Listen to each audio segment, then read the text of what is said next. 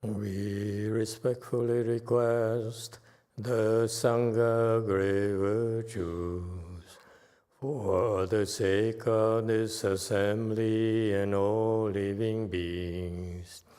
Please turn the wonderful Dharma wheel to teach and guide us how to end birth and death, leave suffering and attain bliss, and quickly realize non-birth.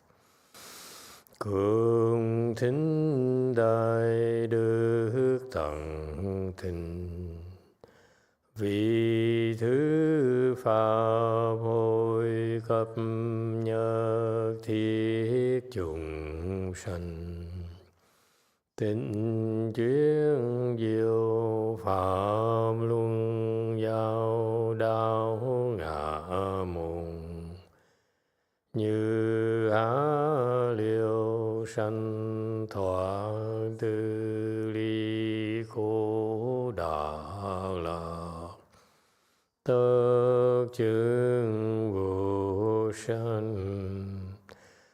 Homage to the Blessed, Noble, and Perfectly Enlightened One. Nam mô Sa Đan Tô Sư Chế Đô Ye Ơ La Hờ Đi San Miao San Pu Tô Xế.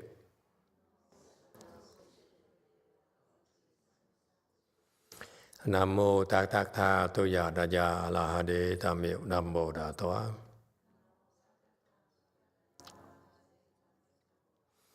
The unsurpassed, profound, subtle, and wonderful Dharma in 100,000 million aeons is difficult to encounter. Now that I'm able to see and hear, I will receive and maintain it. I vow to fathom the thus come one's true and actual principles. Wu shang sheng sheng wei miao fa bai qian wan jie nan zhao yu, wo jin jian wen de shou chi, yuan jie ru lai zhe shi yi. O Buddhas and Bodhisattvas, Great Master Ching Liang, Great Master YongHua, all good monks and nuns, and all good advisors, Emitofuo. 诸佛菩萨、精良大士、师父、上人、各位出家人、各位善知识，弥陀佛。Chư Phật Bồ Tát, kính thưa Thanh Lương Đại sư, Thượng Thiên Hóa, quý thầy cô và quý vị thiện trí thức ca Di Đà Phật.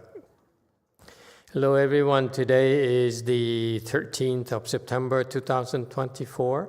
We're here at Way Mountain Temple to discuss the prologue to the Avatamsaka Sutra.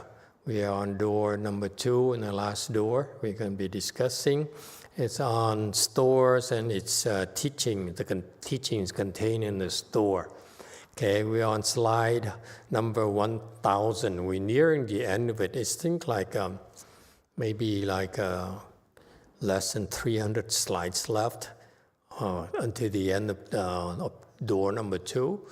And after that, I'll be starting another chapter of the Avatamsaka Sutra, I think chapter 17, the benefits of bringing forth the Bodhi mind. Okay, so hang in there, a few more 100 slides. Okay, let's go into it.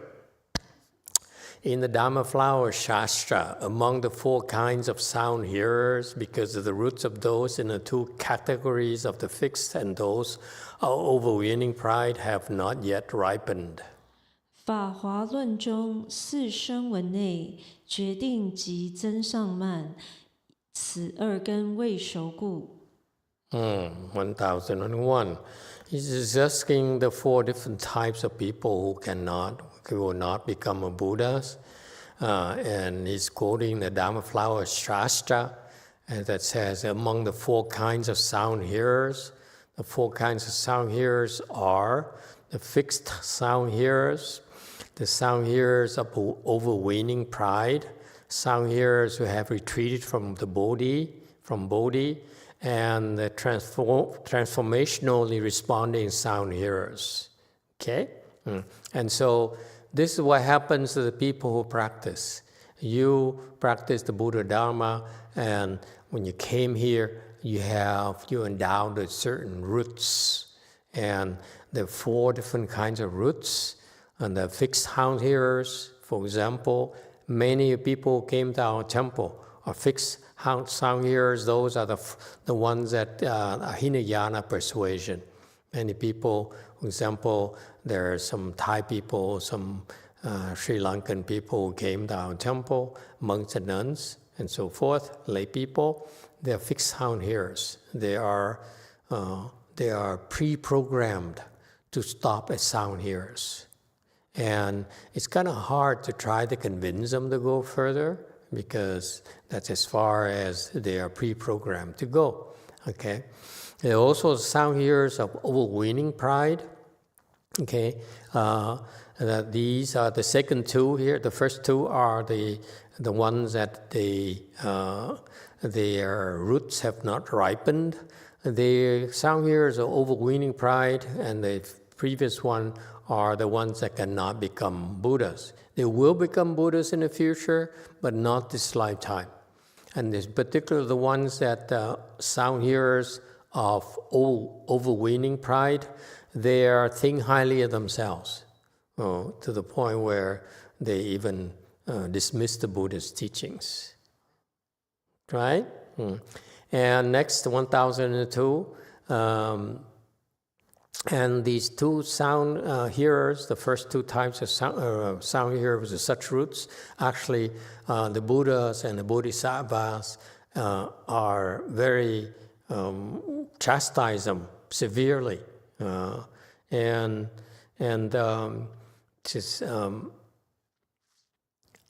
Because they are self-ending. Maybe that contrary to the spirit of Buddhism, we are practicing here ultimately is to benefit all others. Okay? In order for you to continue to progress, you have to become more convinced that the only way to go, for you to go, in order for you to reach Buddhahood, is to commit to helping others. There's no other way. Okay?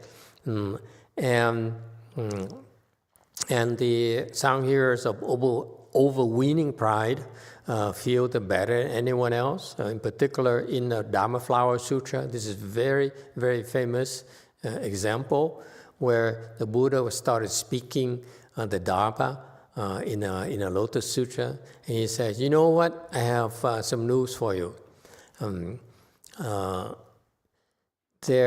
What I taught in the Agama store to the sound hearers, meaning Arhats and Pratyeka Buddhas, is not ultimate. There's a lot more that I haven't told them yet. And at that point, in the assembly, there are 5,000, this is a very famous example, 5,000 bhikshus who immediately stood up and said, "We don't believe you," silently, and left. And so that's what they are. They typify the bhikshus, the sound hearers, with overweening pride. Okay?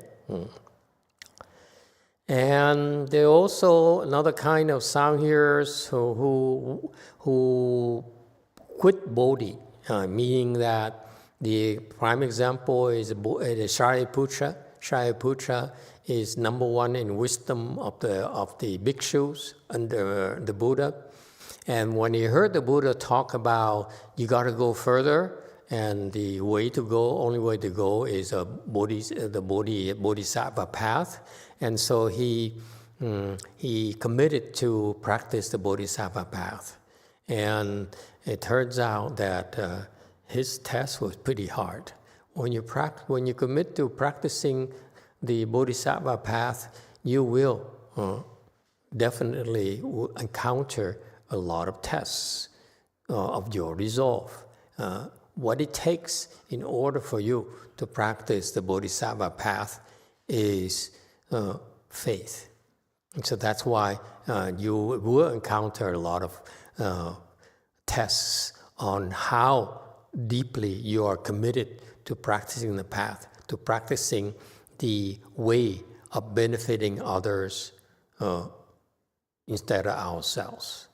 And so Shariputra got a test immediately, since he's of a special case, where he's like number one disciple of the Buddha among the Arhats. So his tests were a little bit more severe than ours. Okay, he said, as soon as he said, I'm gonna, since the Buddha said that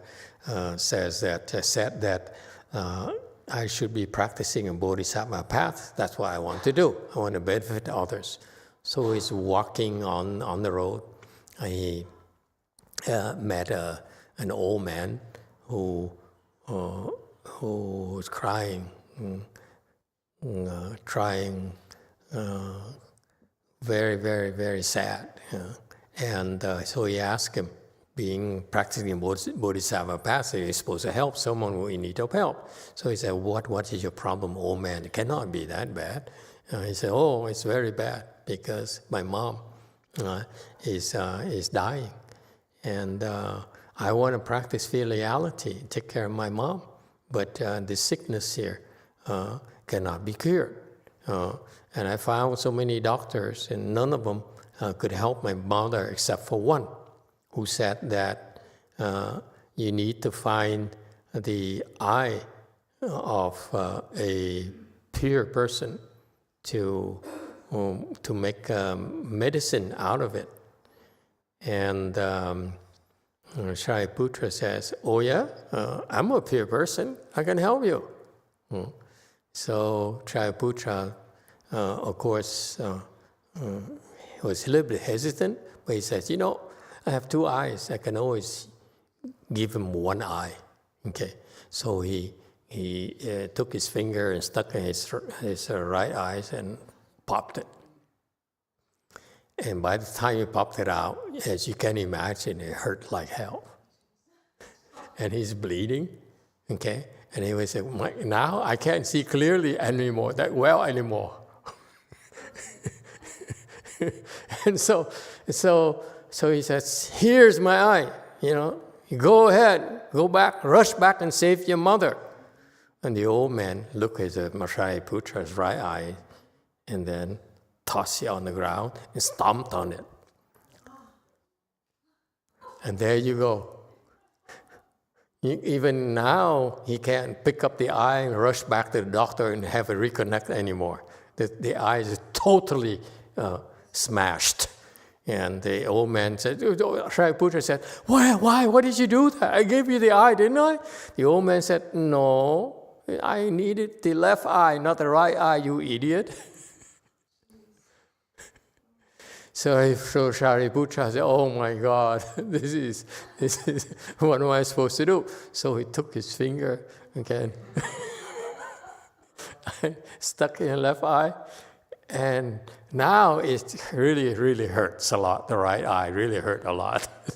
So he said, can I really go through this? Exactly what he said. No way. And so he said, oh man, I'm sorry, I can't help you. Go find Ma Magaryana. That's my colleague. He's also pure. He still has two eyes. So he quit. He said, this is Bodhisattva path. It's not for me. So he went back and became an Arhat again. This is, you find it funny, but this is a true story.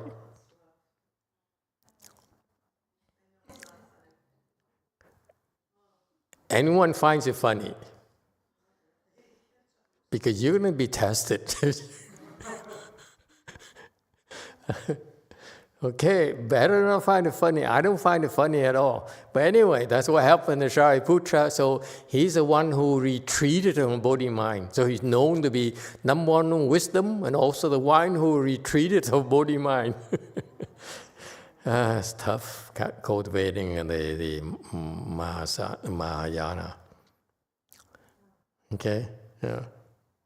Anyone would like to change your mind? Yeah? South Carolina, that's it. This is for you, right? So we don't know what kind of tests you're going to have. Just don't be number one in wisdom. That's my lesson. As soon as I heard the story, I said, I don't want to have any wisdom. Certainly not number one. Okay? It's funny, Master YongHua said, he said, Shariputra brought forth the Bodhi mind 20,000 Buddhas ago. And when he met Shakyamuni Buddha, he became a fourth-stage Arhat, and he's still a fourth-stage Arhat. That's how tough it is. The best of luck to you, okay? This is disheartening. Yes, go forest. Scary to me. When I read that story, I said, my God, I'm not sure. I'm not sure I want to be even a sound hearer. Forget it. It's too tough. Yes, go forest. Quite a few of you in Go Forest are sound hearers. Do you bring forth the Bodhi mind? See, look at them. They're all quiet. Chickens. Quack, quack, quack, quack, quack. Oh, yeah, Yong nodding his head. Go ahead. Go Forest. So is there more to the story? Master, could you explain what happened later? Since we hear Shariputra in all the Mahayana sutras, like the Vajra Sutra and so on, so he must have turned into the Mahayana way at some point and become a great Bodhisattva, right? Yeah, eventually, but it took a little bit longer. Okay, thank you. Yeah. Yeah, the Buddha chose to test him with the eye thing, give him the eye test. That's from now, henceforth, it's called the Arhat eye test. For us, we don't have that problem. Our tests are much easier, I think. Unless you want to have great wisdom like Shariputra. Go ahead, go forest.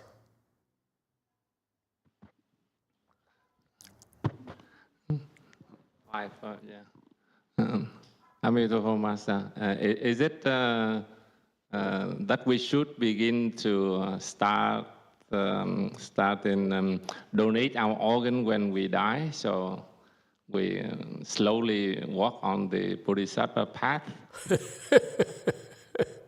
Are you crazy? It hurt too. If you're alive, it hurts already. When you're dead, it hurts as well. It hurts a lot as well, I assure you. But sooner or later, we have to start, right? Because we cultivate the Bodhisattva path. If you stay here in the Saha world, yes, you have to start sometimes. Yeah. But if you happen to go to the Pure Land, I don't know about you. Yeah, I don't want to give up my eye. I want to have two eyes when I go to see Amitabha Buddha.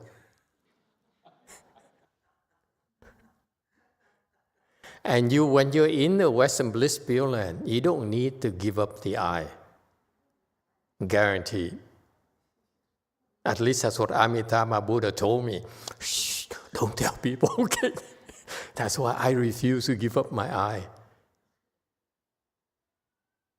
But you feel free to give up your eye, even after you die. I don't care. Anyone else? He has a good point. But, again, our Dharma, we're very flexible. It's not always, you don't have to take the hardcore thing of Shariputra. I'm for going to the Pure Land. The rest of you feel free. Like Jung, he should feel free to stick around and give away his organs. Anyone else? How do you feel about this? There are many ways, there are many pathways. Shariputra chose a hard one. We are weaker, so I chose to go to the Pure Land myself. That's all. Okay? All right. Anyone else? What is your preferences? What? Oh yeah, a little bit tilted. Yeah.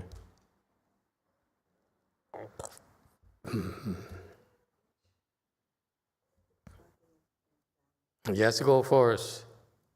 You can't tilt it. Master, There you go. I have a follow-up question from last week. Yes. There were a lot of Pure Land Nice. questions in the last week's lecture. Yeah. I remember you explained some years ago about how different Samadhi levels mapping into the 9 grades of the Pure Land. I'm wondering if you could explain that again.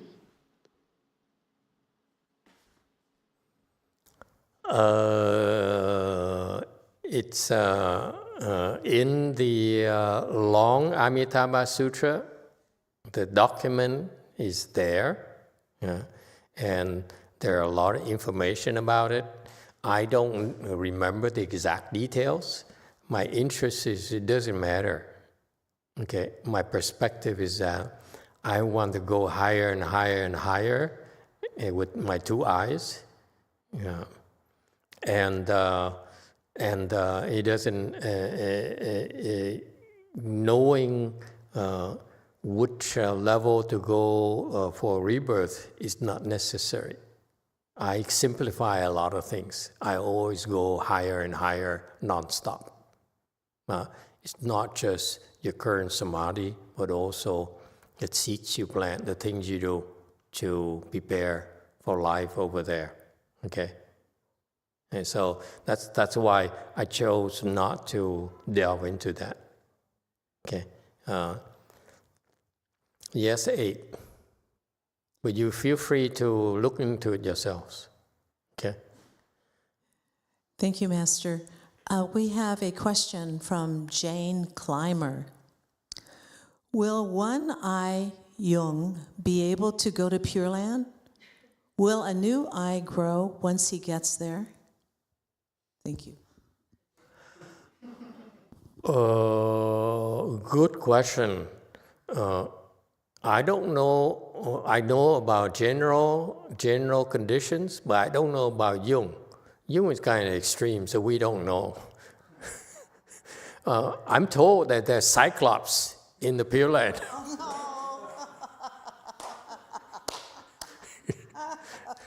So Jung has nothing to worry about. Okay? Yeah, we can handle extreme people. Yes, in the back. Master, so in the situation that he want to pull out 2 eyes, when he die, can he step on the lotus because he's blind, he couldn't see? So do we have to see the lotus to step on it though? No. As long as you still have your fingers, you can feel your way through. When the Buddha comes, he kind of whistles, "Cheat."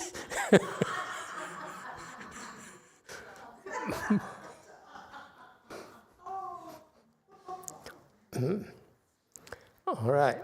Yeah. No, we can accommodate a lot of extreme people. The Pure Land, we don't discriminate. But in my neighborhood, there's no Cyclops. Because we're all weak. Okay. Anyone else? You are something else. Okay? And so that's what happened. They retreated. But his point is well taken. If you encounter tests and you start backing up, then the first small test you back out, and then the next test you keep on backing out. So it's a bad thing, a bad habit that you're creating. So his compromise, Jung compromise in all his great wisdom, is that when you after you're dead, you might as well give away everything. Okay, why not? It's up to you. And also the fourth one is transformational responding sound hearers. So actually are the fake sound hearers. They're really not sound hearers. They are actually bodhisattvas. Okay? They only manifest as sound hearers, but actually they are transformation bodies from bodhisattvas and Buddhas. Okay? And many of you are like that. So for those, you don't need to give up your eyes, by the way. No need. Okay? Good to know, huh? We cover a lot of bases. DTT. Yes, Jumi. Oh, no, it's not Jumi. Oh, sorry. I thought she was going to ask about her left hand. Can she give away her left hand? Go ahead. So, Master, when sound hearer is undercover and they're actually bodhisattva, when another bodhisattva meet them, do they know they're undercover, or even the bodhisattva think they're sound hearers? I don't know. I'm not a bodhisattva nor a sound hearer, so I don't care. Okay? What do we care whether they recognize it or not? What's the advantage of recognizing? What's the big deal? I don't know where's your question leading to. Is it like you're going to form a club of special bodhisattvas or what? Or you want some kind of badge or what? Sounds like a good idea.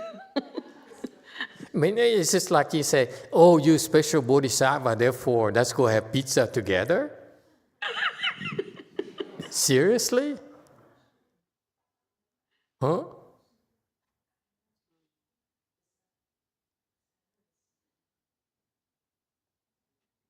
You know, I have news for you. It turns out that the bodhisattvas don't get along either. Yeah, they sometimes they don't get along. They say, I don't like that guy. Okay? So it's no point recognizing each other. It's no point at all. Okay? All right. Bodhisattvas bestow predictions upon them and expediently cause them to bring forth the mind. 菩萨语说，方便令发心。 Okay. And so, in 105 commentary slide, the text says the bodhisattvas can bestow predictions upon them, Dharma predictions, and help them bring forth the Bodhi mind. So that's why we are going to discussing the benefits of bringing forth the Bodhi mind next. 106. Since it says have not yet ripened, it makes clear that they certainly will ripen. What they expediently cause them to bring forth is just the Bodhi mind. 即云未熟，明必当熟，方便令发，即菩提心。 Okay, 107. I want you to know here, the text is very clearly, it says very clearly that the roots have not ripened. The Bodhi roots have not ripened. And you know, it's a funny thing that when I studied with the Buddha Dharma, there had no one that could ask questions, and there are certain parts where the Master YongHua and the Buddha actually scolded severely, the arhats, and so it caused a lot of confusion. This is the nature of the Buddhist teaching. It's so vast. And sometimes we only get one section, learn about one section, and we think that we're very sure about our knowledge. This is commonplace. That's why be more forgiving when others misunderstand us and think that they know more than we do. It's normal because I went in there. I was a victim of that as well. I was confused by that. By even Master YongHua disciples. So here you need to see, you need to believe that the Buddha even before I read this, okay, even before I encountered this in this Avatamsaka Dharma, I took the liberty of telling people that there's no way the Bodhisattvas and Buddhas would allow the Arhats to get stuck in the Nirvana with residues. No way. It's impossible. And my rationale was back then, I said, is because the Buddha created the Arhats. The Bodhisattva taught the Arhats, helped them become Arhats. There's no way they will allow them to be stuck. So I implied that they have for sure planted the seeds for Bodhi. Okay? Or I even explicitly said that even when these Arhats here wanted to enter the Nirvana with residues, they're not allowed to. They'll be stopped. Okay? And so that's what happens. Believe me, when you practice Mahayana here, there's many phases of achievement that you will reach. All of you will reach. It's a matter of time. And rest assured that just like what we're doing tonight and all these years is to plant the seeds for you to go all the way. It doesn't matter where you are right now, okay? Or where you will be by the time you die. You will become a Bodhisattva. You will become a Buddha. Okay? There's no way you'll be stuck.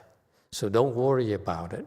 But so in the Buddha's teaching, in the Tripitaka, it actually spells out that the Buddha really scolded severely the Arhats and the sound hearers, the Arhats and solitary enlightened practitioners, because it's a reminder. It's not, you should not take it literally. It's an encouragement for them to continue to work hard.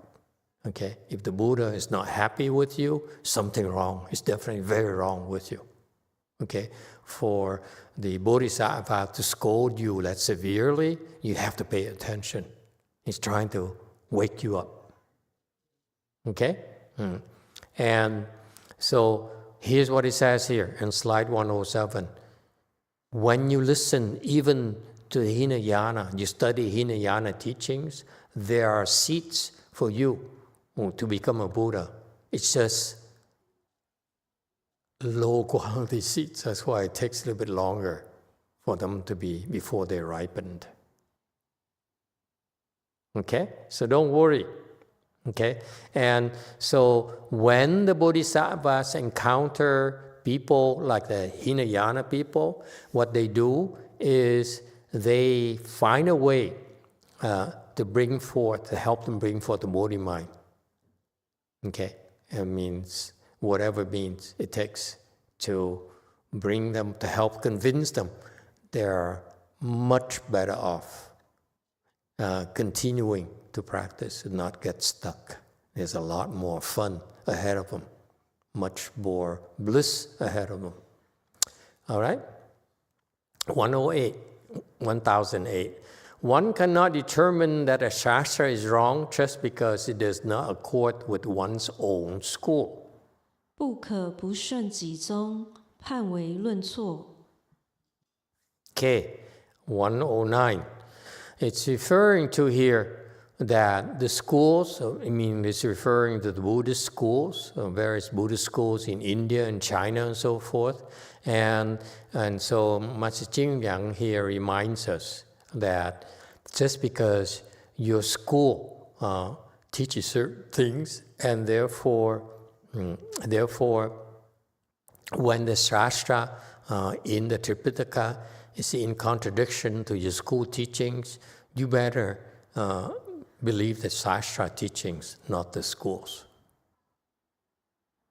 Okay? And what's even better than this is that you better believe your good no advisor, okay, who is enlightened. 1010. So Master Shriha now makes a lot of some comments. He says, in my own experience, teaching and transforming people is extremely hard. You think that someone is going to cultivate, but then they just don't. Yes, DTT. 마스터 질문이 있는데요.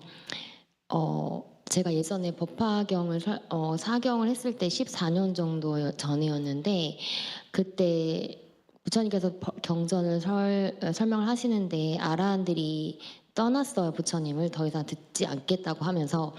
근데 이제 제 질문은 이렇게 부처님이 설명하신데도 떠난 아라한을 마스터께서는 증상만 성문이라고 하셨는데 전 사실 한번 끝낼게요, 본부스님.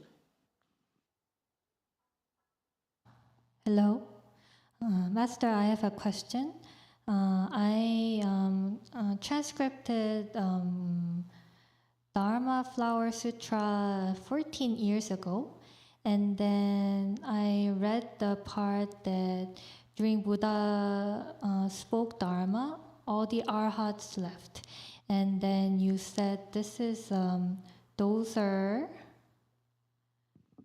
근데 제 질문은 그러니까 부처님 설명하시는데 떠난 아라한들이 증상만 성문이라면 전 사실은 떠난 아라한들이 계속 아라한인 이유가 부처님이 설명하시는데 대승을 받아들이지 않았기 때문이라 생각을 해서 결정 성문이라고 생각을 했었거든요. 네. So you said these arhats were sound hearers of overweening pride, but I thought these are fixed sound hearers because they didn't listen to Buddha Dharma and they just left.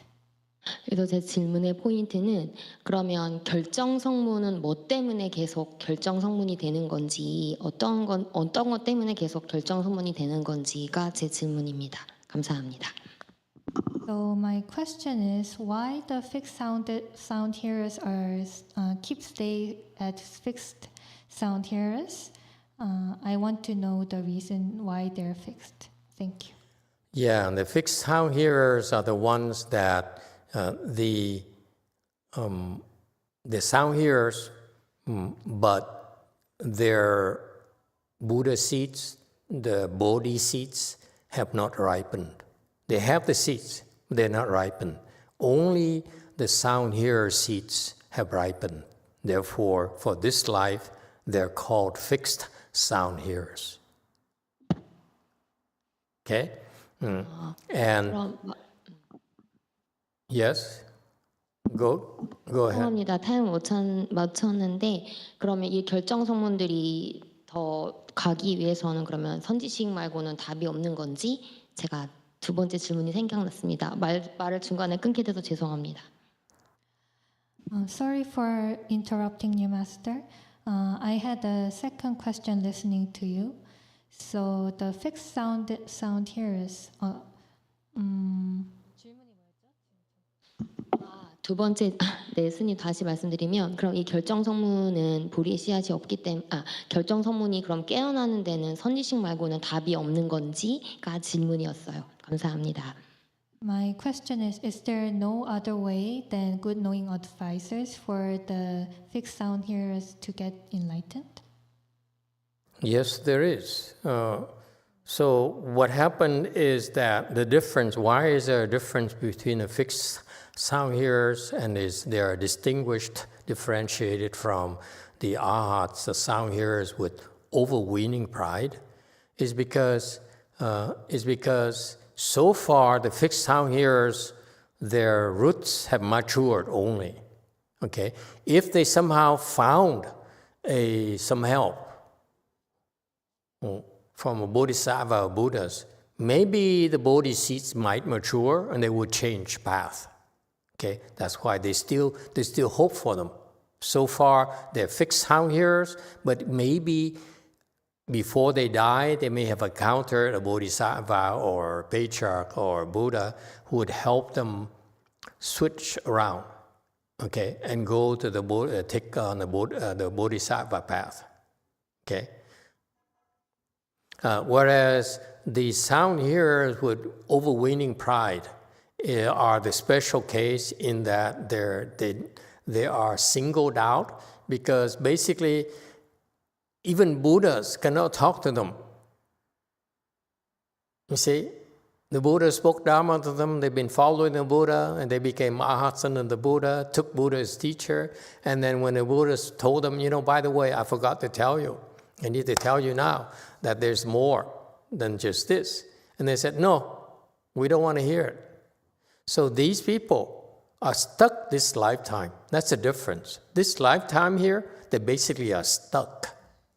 Okay? So that's why maybe at the end of their lives, they'll be arranged to go to the Pure Land, or they will not be allowed to enter Nirvana. They require special handling. So poor Buddhas and Bodhisattvas have to keep an eye on these idiots. They're troublemakers. All right? So that's what happens. That's going back to slide 1010. That's what that Master YongHua says.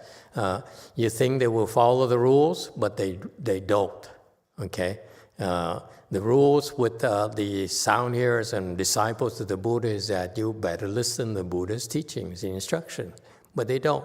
When it doesn't suit them, they don't listen anymore. Say, I don't believe you. Okay, so their practice is always centered about them. And this is something you ought to pay attention. You may go to a certain point, okay, but you have the seats of only self-serving seats. Then with some point in time, you reach your peak and you can no longer go, progress. Okay? And this is for you to know that they don't have the proper foundation. Okay, so that's why it's a lot more going on than you think. And going back to slide 1010, occasionally they think something that violates the rules in accord with them. So sometimes they said, this thing is in violation of the Buddha's rules and regulations. This is actually, they feel that it's in accord, or conversely, they think something that accords to the rules and actually is against the rules. And this is why these people have limited wisdom. They only can go so far, understand so far. Okay? And this is what Master YongHua has been observing. And this is what happened with those who went to Taiwan to take precepts. So he sent 5 disciples to go to Taiwan to take fully ordained precepts. And they of course, went to Taiwan, and the Kung Fu was pretty high. So they looked down upon the people who conferred precepts upon them. And there also, some of them got distracted and were impressed by the Taiwanese old-timers as well. So Master YongHua said, this is a lot of troubles. I send my kids over there to get full ordination, for them to experience full ordination so that they won't feel the missing out on life. Okay, but they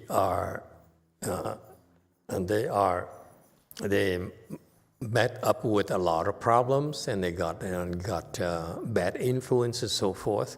And therefore, now, Master YongHua said, from now on, I proclaim that after this trip here to Taiwan, no one will go to Taiwan to receive full ordination anymore. Okay? So this is a piece of history. This is kind of fun to go through this. And in Master YongHua's teachings, there are always little side stories like this. They're kind of fun to see what life was like and what he had to go through to train his disciples. And so we went through a similar thing. I've sent people to the Vietnamese temple to get full ordination, and they gave us a lot of grief. And I considered sending them to Taiwan because I wanted my disciples to experience the full ordination thing. It's kind of a fun thing. You do nothing for 2 months and you goof off, and so it's kind of fun to me. I figure my disciples suffered enough, so I gave them a break. But But it turns out that lucky for us, and we send them to these people, and they came back, and they didn't pick up any bad habits for us. Pretty good. First one, Master O Abbot, he and Thomas, was sent to Vietnam Temple here in Orange County. They turned him down. He turned down the old abbot. He says, "You too old?" Okay. Who is your master? Why would he allow you to leave the home life and receive full ordination when you pass 60 years old? The Buddha's rules is that when you are 60 years old, you can no longer become fully ordained. So your master is wrong. So, and the reason I sent him is because I figure his level is high enough that he should be able to, should deserve to receive full ordination. Just think about it. If you're a layperson and your samadhi level is higher than all the other monks, what's going to happen to us? Have you thought about it? If all the monks' samadhi level is lower and you have one layperson whose level is higher than all the monks, would you still say you cannot become fully ordained? I wouldn't. Because I'd rather have him join the Sangha so that the Sangha can benefit from him, from his cultivation. We all can learn from him, right? So that's the spirit of Mahayana, that's the spirit of the Buddha's teaching. It's not that rigid. I say that because I didn't know back then. I allow him because I copied Master Xuanhua's thing. He allowed a lot of old people to become fully ordained, especially old nuns who are very, very old and they illiterate. They allowed them to become fully ordained. He said, it's better that you shave your head and wear these clothes here, and we take care of you, we feed you, we take care of everything. And they continue to be real bitches. I was shocked. In a city of 10,000 Buddhas, he put aside a building, a world for old people only. And each one of them have an attendant. And they're all bitches. Fully ordained bitches. It's so funny.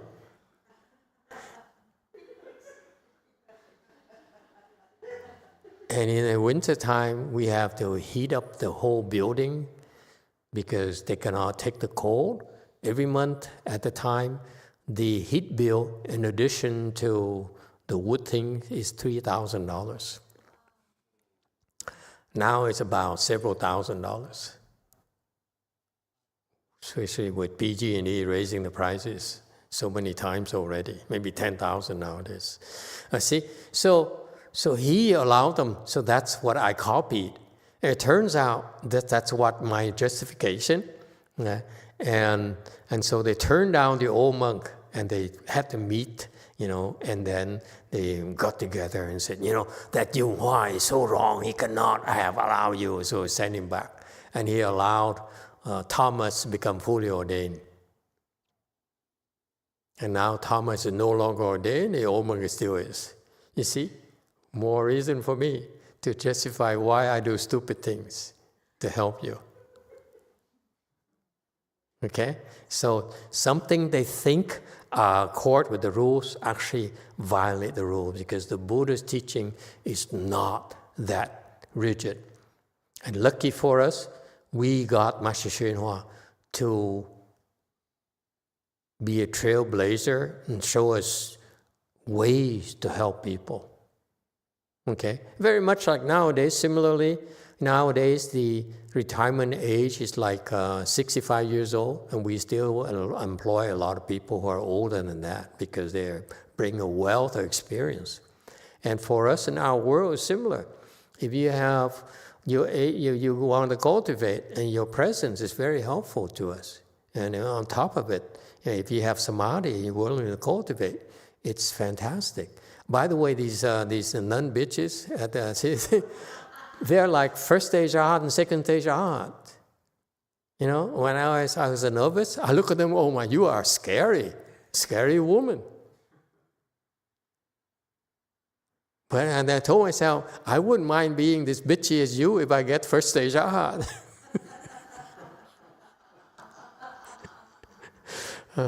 Anyway, so after that, Master YongHua said, no one needs to go to Taiwan anymore. It tells you he was not prepared for them. He didn't prepare them properly. He went there and just threw them to the wolves, and they got all sorts of garbage. Whereas my disciples, when I sent them to the Vietnam temples and those places, they came back and brought some friends back. Okay? And they said, they're so different. We cultivate, they're weak. Okay, 10, 11. The second, fourth, and seventh rows of the Lankavatara all identically say that the two vehicles have no actual nirvana. 入楞伽第二、第四、第七同说二圣无实涅槃。 All right, to 10, 12. He cited again, Master Jingliang is such a great scholar. He cited the second, fourth, and seventh rows of Lankavatara Sutra. We're not going to discuss this. We don't have enough time to discuss, the bigger sutras, let alone the sutra. But it's kind of a fun sutra. I glanced at it. Which the Buddha entered the capital city, Lanka, to speak, and said that two vehicles have no actual nirvana. Okay, and so what do they have? Master YongHua says, 10:13, that is only due to the power of Samadhi, and that afterwards they will certainly obtain unsurpassed Bodhi. 但是三昧力故，后必当得无上菩提。 Okay, so this is to tell you, okay, again, to confirm for you, okay, because I've been hearing some stupid people say, object to my explanation. I said this is not consistent with the sutras. So this is along the same line.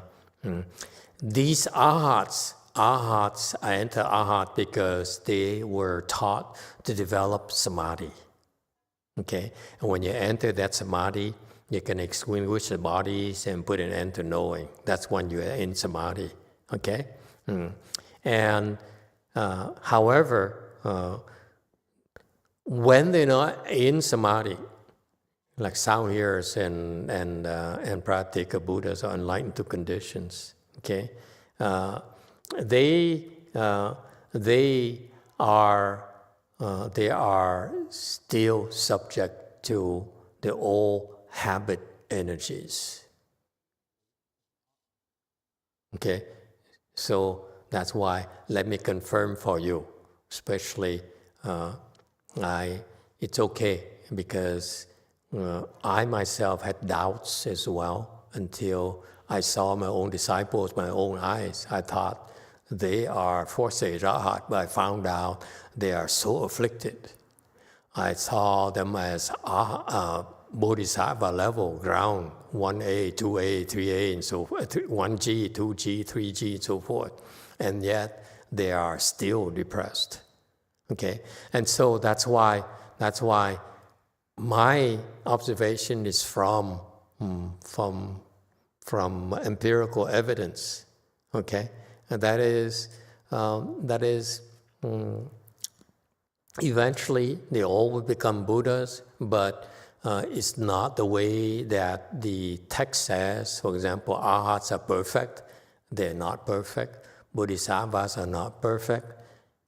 They are at all, because it's because of their imperfections that will enable them to become Buddhas. We all need imperfections in order to make progress. Only Buddhas have no imperfections. Only Buddhas have no afflictions. We all still are subject to afflictions. However, the difference between the sound hearers and the Bodhisattvas and us is that the sound hearers and Bodhisattvas at times can can use the skills to shield themselves from their old habit energies. But more often than not, they are not able to, unfortunately. That's why they still need help.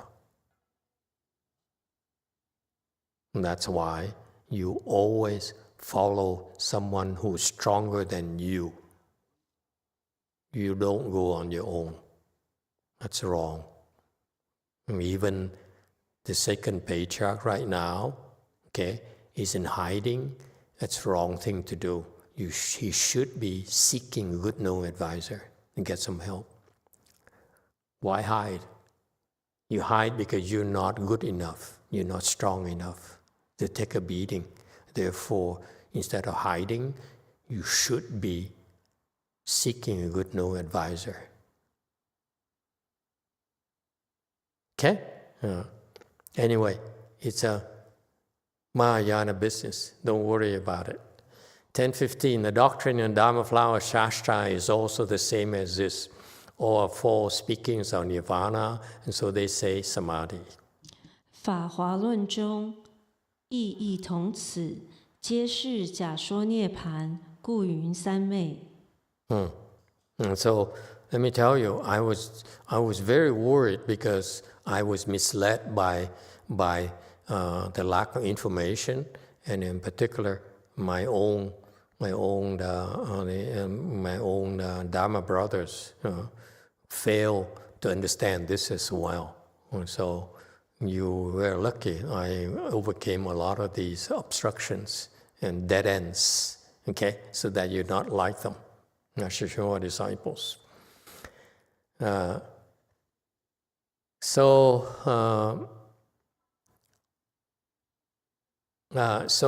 here's what the great Master Ching Liang is saying. He says that even though in the Buddhist scriptures it mentioned Nirvana, okay, like the arhats enter Nirvana and so forth, okay. And this is why I don't want you to say that he entered Nirvana and so forth. That's all baloney that the Chinese use and the Vietnamese use and the Japanese use and the Koreans use. It's all wrong because you're not supposed to enter Nirvana. Let me spell it out categorically for you. You're not supposed to enter Nirvana. No one's supposed to enter Nirvana. Not arhats, not bodhisattvas. Okay? So it's called Nirvana to encourage people. So it's just a kind of power concentration so that you feel when you're in that concentration, free and easy, comfortable state within Samadhi, which is very blissful. Okay? It's true. You are taught, you're trained to enter these states of Samadhis, okay? And they actually are not really nirvanas with residues, okay? But they are not quite the same as the true nirvana that no one wants to enter. Okay? Arhats are stupid, therefore Sangha are stupid, so they say, I want to end all my suffering. Okay, so they enter Nirvana. They thought they could enter Nirvana, but actually they are allowed to. They find out they're not allowed to. And the Bodhisattvas, they don't enter Nirvana either. There's no need for Nirvana, even without residues, because they're just too busy. Real Bodhisattvas never take it easy, never seek their own comfort and advantages. That's not a Bodhisattva.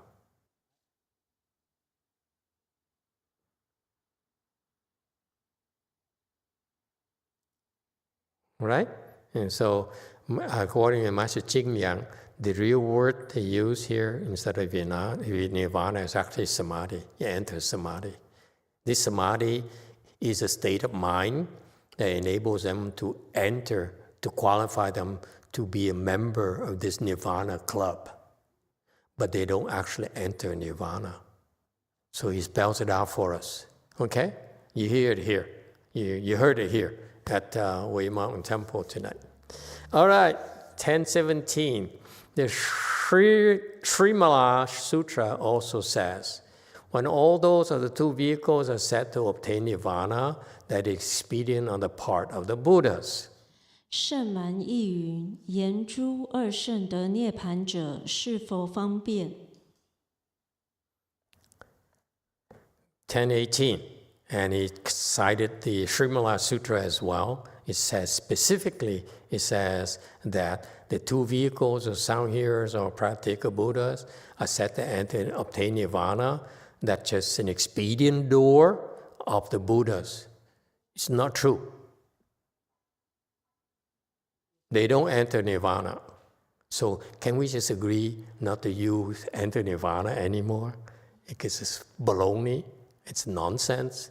It's like, to me, it's insulting because these people, you make them sound like they enter Nirvana, like they're seeking their own advantages and leave us here to suffer.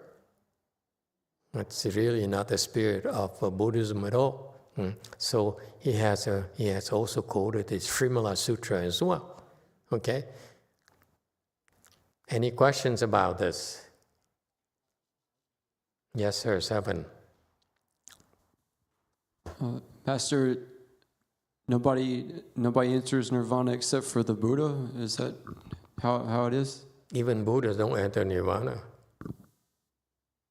If you're a Bodhisattva and you refuse to enter Nirvana, and you're a Buddha, after you become a Buddha, you think you're going to change your mind? Say, okay, I have enough of this. I'm going to retire. Then you never become a Buddha yourself. Yes, 8. And thank you, Master. So what we hear in this regular world, this whole concept of what nirvana is the misconception. It's an expedient. Or the Buddha says, actually, it is something nice that's not like our life here, like our world here. That's all it means. But even though it's there, we don't want to enter it.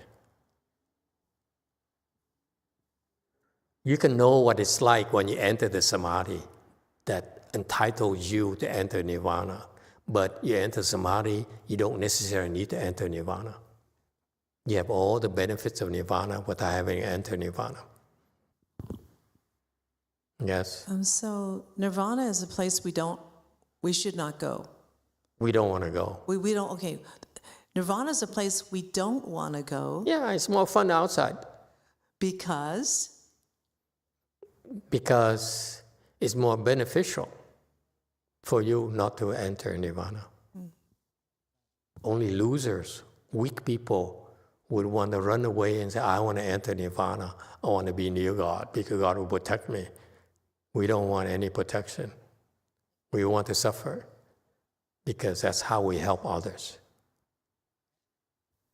Yes, sir. Says. So in that case, what is the major difference in Buddhism between Nirvana and Samadhi? No, that's not the question I want to ask. Yes, I do, and I want to ask that. Yeah, you do want to ask. Yeah, I know. So what's the difference? Or what is the difference between Nirvana and Samadhi? Samadhi is this nice state of peace and bliss, okay? That you enter when you meditate. When you stand there and do the ceremony, you can enter Samadhi as well. When you walk, you can enter Samadhi as well, okay?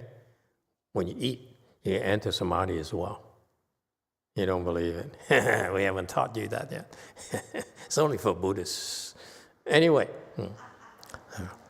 so this Samadhi is a state of bliss and peace. You feel very peaceful no matter how crazy it is.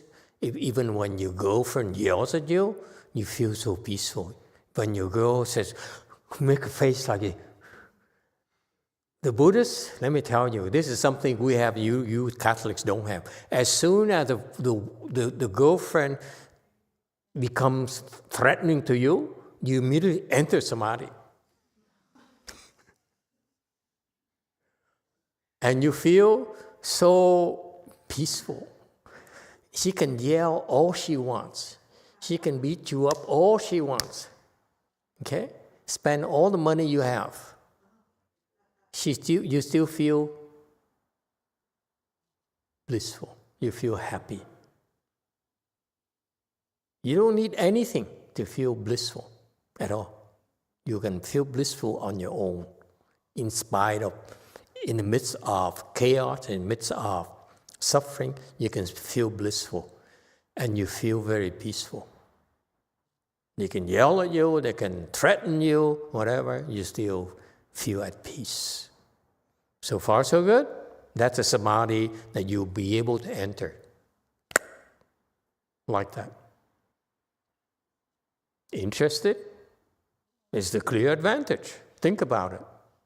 While you enter Samadhi here, the poor girl doesn't know. She keeps on going, I told you, how many times do I have to tell you? And you simply, patiently look at her and wait until she's...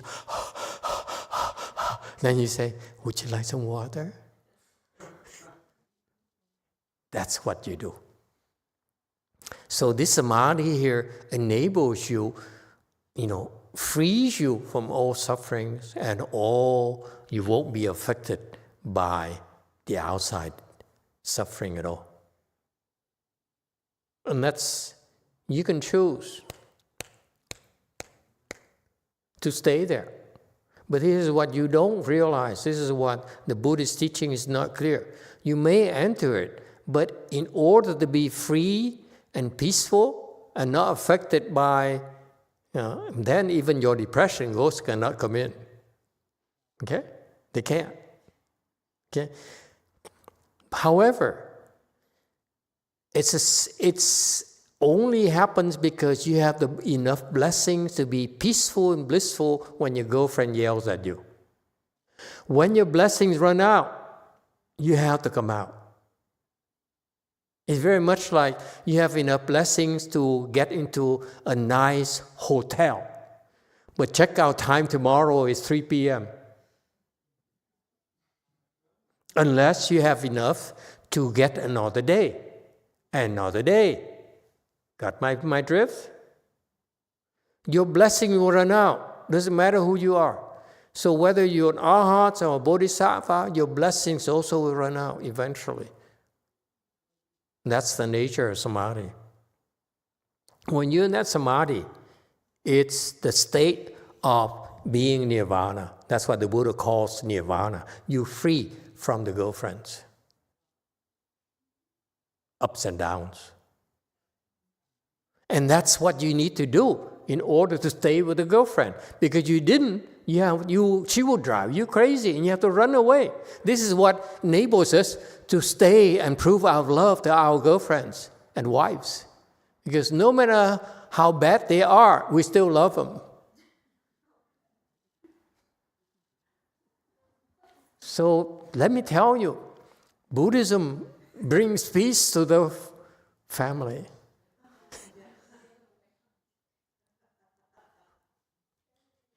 Yeah?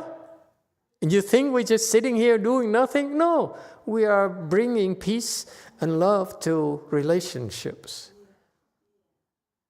And saving so many relationships temporarily. See? And the same thing. I don't want you to get me wrong. I mean, the women too, they come back and they put up with the husband's, volatile temper. Yeah? Yeah, see, okay, and that's peace and bliss. Yes, DTT. 근데 마스터 그거는 사랑이라기보다는 그 삼매로 도피하는 거 아닌가요? But Master, isn't that not love? I think it's escaping to Samadhi. No. Not at all. It's not escape. It's like waiting for the tornado to pass before you get out of the house.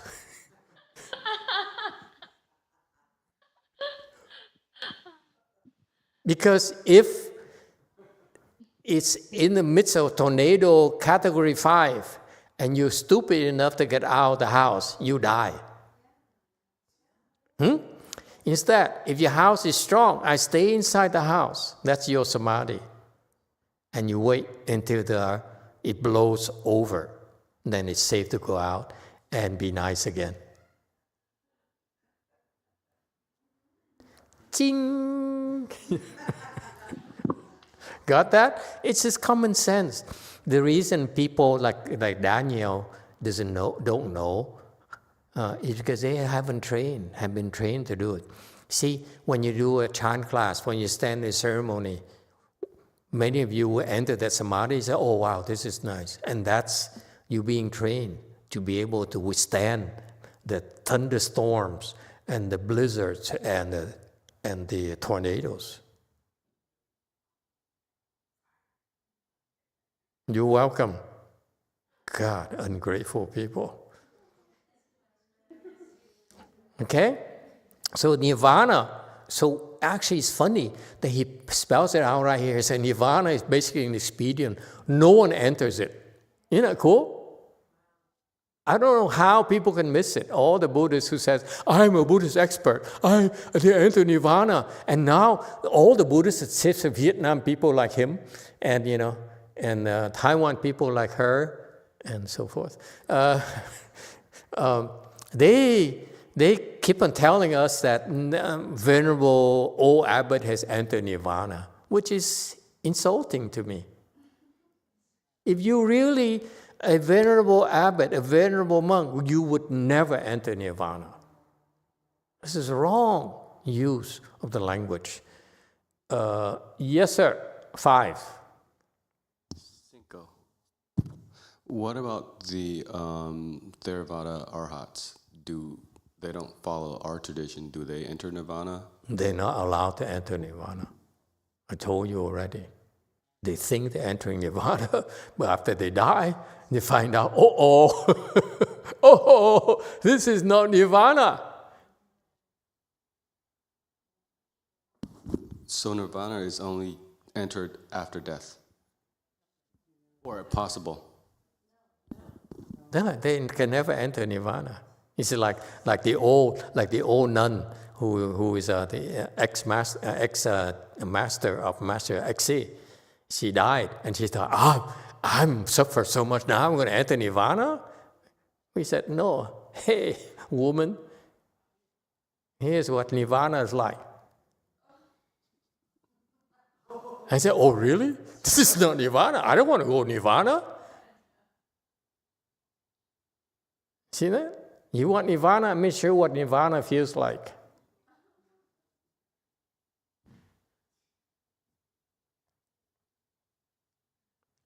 So that's why when you're alive, there's no point talking to you. After you die, that's when you have a good time with you. Okay? And then they said, I wish I had left all my money to Master YongHua. It would have been nicer to me. I don't know. Promise?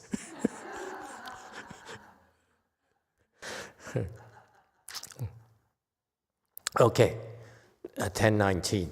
Moreover, the Unsurpassed Reliance Sutra and the Dual Nature and Buddha Nature Shastra all say of the two vehicles' entry to extinction that beyond the 3 realms, they undergo further change. 又无上一经宝性佛性2论，皆说入极2圣于3界外，更受变异。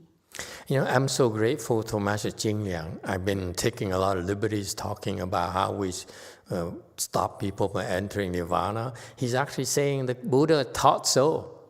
I'm so happy. And by the way, extinction with an E, that's Nirvana here. Okay. And so he quoted more stuff, okay, more materials. It's so nice, let me tell you. It's fantastic. This bothered me for a long time, okay, because of the Chinese teachings. All the Chinese are, the old teaching is saying they're perfect, they will enter Nirvana, and once you enter Nirvana, it's not salvageable anymore, they cannot go further. And I said, if that's the case, I will stop them. You don't stop them, I will stop them. Okay. Anyway, so actually, it's a Buddhist teaching here. It's only an expedient. It's not real. Nirvana is not real. Okay. 1021. In the Secret Adornment Sutra, the two vehicles ultimately are without the utter severance of eternal extinction. 密言经中二圣必无灰断永灭。1022. You see, again, this is another, Master Ching Liang quoted another sutra in the Tripitaka, and it says, there's no such a thing as an ultimate nirvana. Okay, so basically, nirvana is a expedient concept. Okay, and let me tell you, I'm so disappointed because I was misled severely about nirvana by the Chinese and the Vietnam and the Koreans and so forth. There's no such a thing. This he confirms it right here. To me, it's not. Nirvana is fun concept. You don't want to enter. When you're a sound hearer, you're not allowed to enter. When you're a bodhisattva, you're true bodhisattva, you would never seek peace and comfort for yourself when your disciples are still suffering. It's just not right. If that's your mindset, how could you possibly be a bodhisattva? To me, it's contradictory. You're a bodhisattva because you need to help others, okay? And then you enter nirvana, and you leave the work unfinished. Who's going to do it for you? It doesn't make sense to me. Okay, these bodhisattvas then are actually fake bodhisattvas.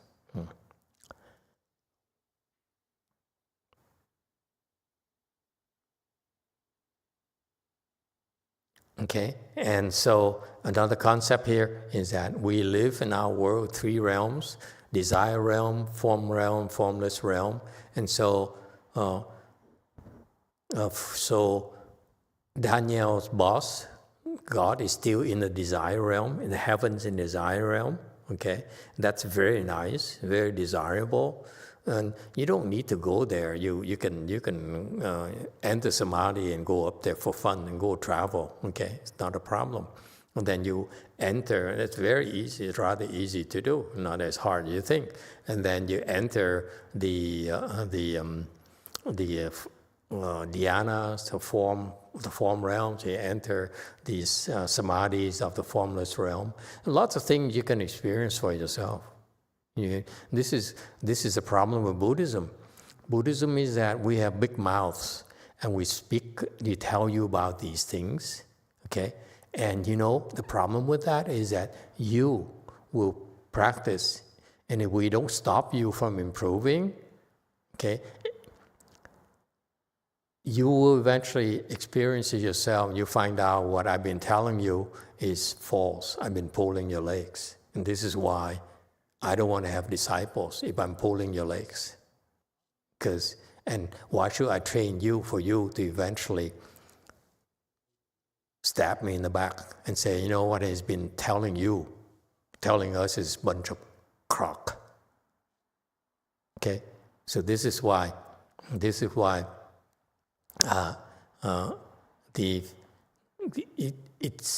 doesn't pay for us to train you, because eventually you verify it yourselves. So it's better be the truth when we're teaching you. Otherwise, you're the first one who would shoot at us and tell us that, that There's no such a thing. Yes, 8. Thank you, Master. You have a question from Diego. Okay, hola. He says, Emitofuo, Master, I don't know if I am understanding you correctly, so I just have to ask. So Nirvana does not exist. It's just a state of mind that's created as an expedient by the Buddha? Thank you, Master. Yeah, the Nirvana that I want you to understand the concept of Nirvana of the 4 characteristics of purity, true self, permanence, and bliss and true bliss. Those are 4 virtues that you experience, but you will experience them when you're in that samadhi that allows you entry into that nirvana. So that nirvana is a concept, okay? It's an ideal state that you can be, that the Buddha uses as a concept to convince us of the opposite of our lives here in a Saha world. Saha world is a lot of suffering. So he says, why you want to suffer? This is something else called nirvana. You can go towards that nirvana, okay, where you're much better off. You never suffer again. So it's only used as a lure for us, okay. And if they say, so what happened, Diego, is that people heard of it and say, oh, that sounds good. So then Buddha says, you know what? It's going to be a while before you're there, so let me teach you how to get there. And as you follow the instructions, you feel better and better and better and better. Nirvana, that state of bliss and peace, is incremental. You have to go there incrementally.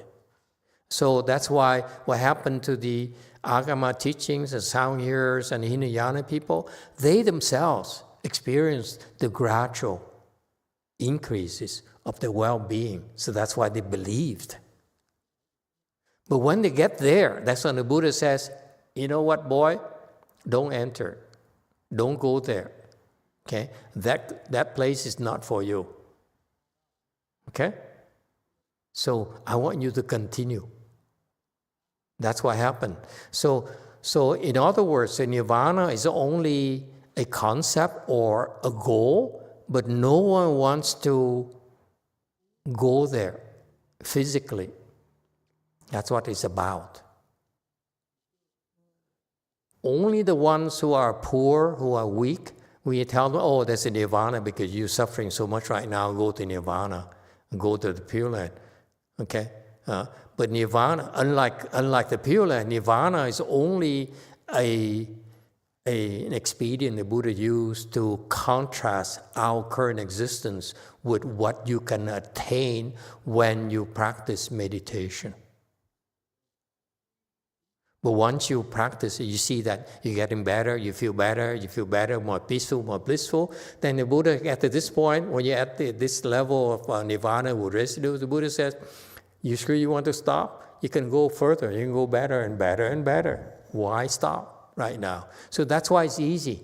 From that perspective, you see that nirvana basically is a concept. You get to this point, then Buddha, it's very easy for Buddha to say, by the way, okay, you should go a little bit further because you like it more. And then you've seen that you've been experiencing increasing level of peace and bliss. There's a lot more, I assure you. And you know what? My disciples here can confirm it for you. So that's why we don't have a problem with it. Only nirvana, basically, bottom line is a false promise. Expedient. Okay? That if you have wisdom, you would never enter it. Never.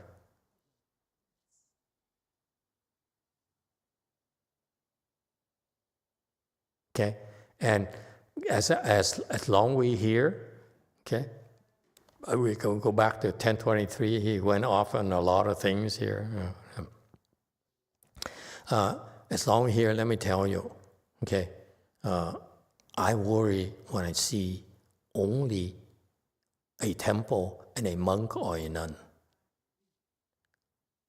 because they're not transmitting the knowledge, they're not training the next generation. What's the problem? You're supposed to train the next generation. I have a problem when, I have a problem when second patriarch is in hiding. How can you be a patriarch and be in hiding? It bothers me.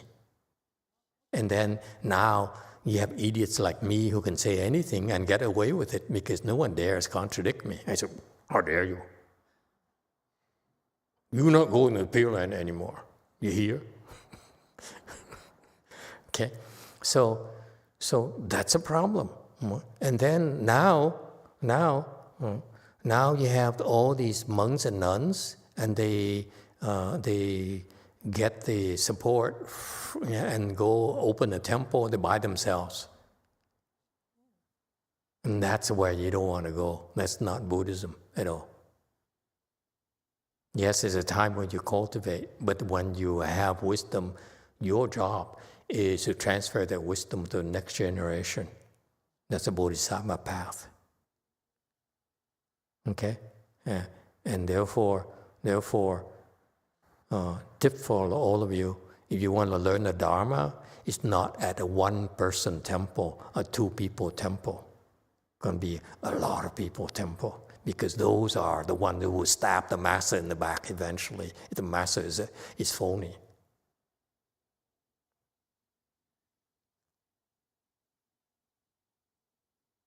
The worst kind of people are the ones that are close to you.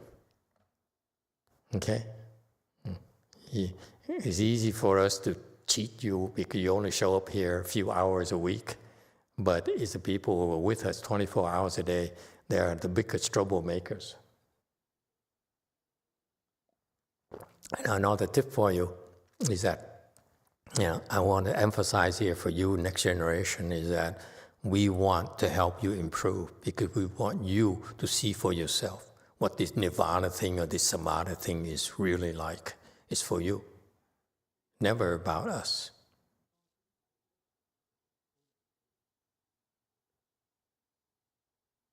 Okay? So that's why I encourage you to continue to improve. And then when it's time for you to teach, you should also, I hope that many of you will continue this our tradition where our objective is help everyone improve, whether you're Buddhist or not, man or woman, old or infant, doesn't matter to us.